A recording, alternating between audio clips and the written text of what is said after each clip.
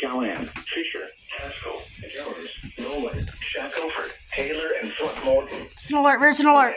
From Sunday evening through late Sunday night. Impacts. Excessive runoff may result in flooding of rivers, creeks, streams, and other low-lying and flood-prone locations. Flooding may occur in poor drainage and urban areas. Low water crossings may be flooded. Additional details. Numerous showers and thunderstorms are expected Sunday evening and continue through sunrise Monday morning in the Big Country.